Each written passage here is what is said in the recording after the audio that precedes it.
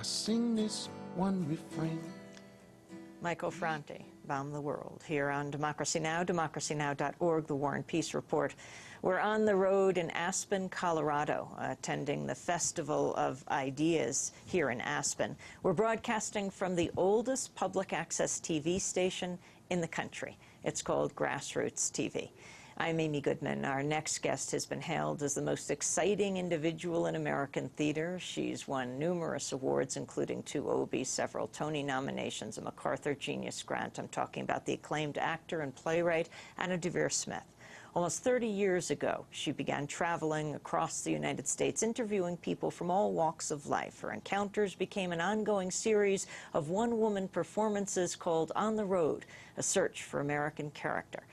Anna Deavere Smith is best known for 2 plays examining race relations. Fires in the Mirror, Crown Heights, Brooklyn, and Other Identities is based on Smith's interviews with over 50 participants, observers, politicians, activists about the 1991 race riots in Brooklyn, New York. Twilight, Los Angeles, 92 draws from the 175 interviews she conducted in the wake of the Los Angeles riots following the verdict in the first Rodney King trial. Anna Deavere Smith is currently a professor at New York University's Tisch School of Arts and is founding director of the Institute on the Arts and Civic Dialogue. She's also well known for her roles in television shows like The West Wing, Life Support. Her latest solo show is called Let Me Down Easy, and her most recent book is Letters to a Young Artist, Straight-Up Advice on Making a Life in the Arts. Anna Deavere Smith joins me here in Aspen, where she is speaking at the Festival Ideas. Welcome to Democracy Now! Nice to be here. What is your advice to young artists? Well, interesting that the Letters to a Young Artist are a series of letters written to a fictitious artist in Colorado. So I'm happy that we're talking here in Colorado about the book. The main advice is, as one chapter says, the man has the power, but so do you. And I think everything about being an artist is one's relationship to authority, whether that's government, if you decide to be a political artist and dedicate your life to speaking truth to power, or if it's you want a job and you're looking to the head of a studio or a casting director to give you a job. It's very important to understand that the man, meaning the one with the power, has the power, but so do you. And that I think, is the theme that goes all the way through Letters to a Young Artist. How do you see art and resistance?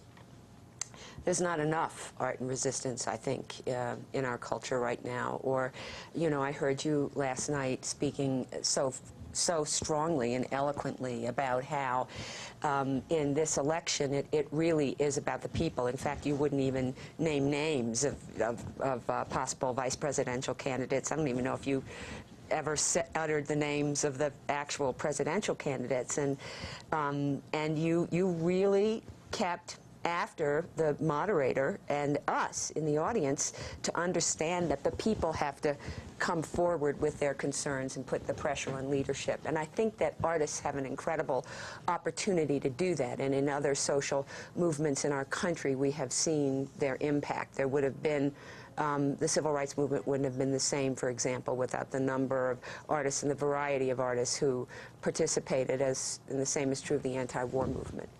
I'm not sure I see artists galvanizing in that same way right now. I wanted to go to an excerpt of that first play, On the Road, A Search for American Character.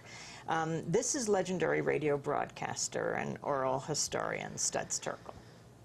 But you see, the human touch, you see, it's disappearing. You know, you see, you've got to question the official truth. You know, the thing that was so great about Mark Twain, you know, we honor Mark Twain, but we don't read him.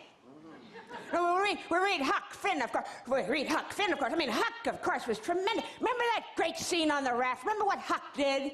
You see, here's Huck. He's a literate kid. He's had no schooling, but there's something in him. And the official truth, the truth was, the law was, that a black man was a property, was a thing, you see.